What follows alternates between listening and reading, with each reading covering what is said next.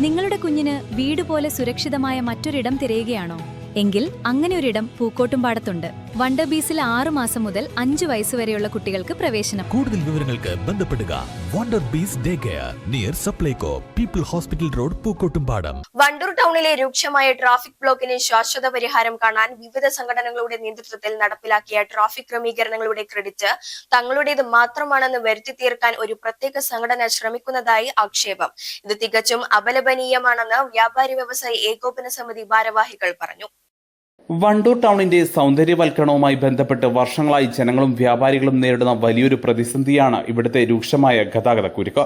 ഈ വിഷയത്തിൽ അടിയന്തരമായ പരിഹാരം കാണണമെന്നാവശ്യപ്പെട്ട് വ്യാപാരി വ്യവസായി ഏകോപന സമിതി നിരന്തരമായി പഞ്ചായത്ത് അധികൃതർക്കും പോലീസ് സ്റ്റേഷനും PWD വിഭാഗത്തിലും പരാതികൾ നൽകിയിരുന്നു. അന്നത്തെ MLAയ്ക്കും നിലവിലെ മന്ത്രിക്കും ഉൾപ്പെടെ നിരവധി തവണ സംഘടന നേരിട്ട് പരാതി നൽകിയിട്ടുള്ളതാണെന്നും കേരള വ്യാപാരി വ്യവസായി ഏകോപന സമിതി ഭാരവാഹികൾ പറഞ്ഞു. ഇതേ തുടർന്ന് വണ്ടൂർ ഗ്രാമപഞ്ചായത്ത് പ്രസിഡന്റ് KT ശംസുദ്ദീന്റെ അധ്യക്ഷതയിൽ പഞ്ചായത്ത് ഓഫീസിൽ വെച്ച് പ്രത്യേക യോഗം വിളിച്ചു ചേർക്കുകയുണ്ടായി. ഈ മീറ്റിംഗിൽ വണ്ടൂരിലെ 2 പ്രധാന വ്യാപാര സംഘടനകൾ, bus owners association, building owners association, ട്രോമക്കാർ തുടങ്ങിയ വിവിധ ജനകീയ വ്യാപാര സംഘടനകൾ പങ്കെടുത്തു.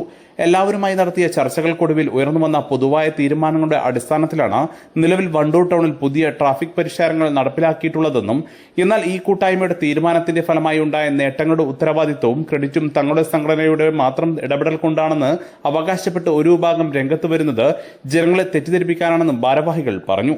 കുറേ കാലങ്ങളായി അനുഭവപ്പെട്ടുകൊണ്ടിരിക്കുന്ന രൂക്ഷമായ ട്രാഫിക് ബ്ലോക്കിന് പരിഹാരം കാണണമെന്ന് ആവശ്യപ്പെട്ടുകൊണ്ട് വ്യാപാരി വ്യവസായി ഏകോപന സമിതി നിരവധി തവണ പഞ്ചായത്ത് അധികൃതർക്കും പോലീസ് സ്റ്റേഷനിലും PWDയിലും അന്നത്തെ MLAയ്ക്കും നിലവിലെ മന്ത്രിക്കും പരാതി കൊടുക്കുകയുണ്ടായി.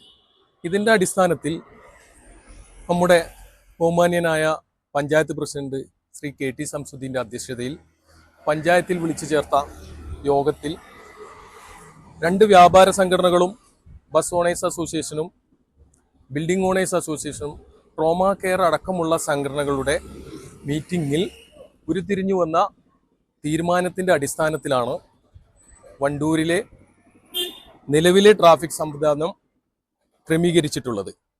എന്നാൽ ഇതിൽ നിന്ന് തീർത്തും വ്യത്യസ്തമായി ഒരു സംഘടന ഈ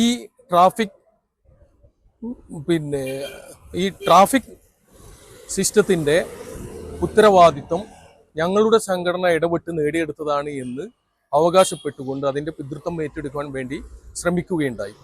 ഇത് തീർത്തും അപലപനീയമാണ്.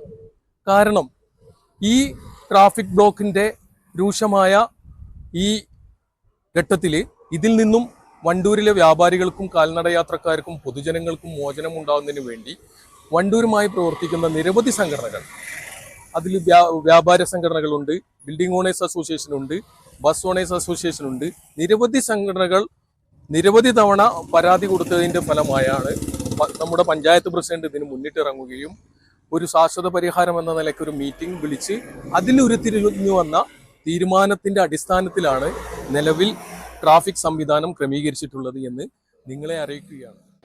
വണ്ടൂരിലെ വ്യാപാരികൾക്കും കാൽനടയാത്രക്കാർക്കും പൊതുജനങ്ങൾക്കും ഒരുപോലെ ഉപകാരപ്രദമായ ഈ വലിയ നേട്ടത്തിന് പിന്നിൽ ഒട്ടനവധി സംഘടനകളുടെയും അധികൃതരുടെയും നിരന്തരമായ ശ്രമങ്ങളുണ്ടായെന്നിരിക്കെ ഇതിന്റെ പിതൃത്വം ഏറ്റെടുക്കാൻ ചിലർ നടത്തുന്ന ശ്രമങ്ങൾ അംഗീകരിക്കാൻ കഴിയില്ലെന്ന് വ്യാപാരി വ്യവസായി ഏകോപന സമിതി general secretary Yusuf Thannadan, treasurer Mujeeb Alison എന്നിവർ പറഞ്ഞു. News bureau, Wandoor.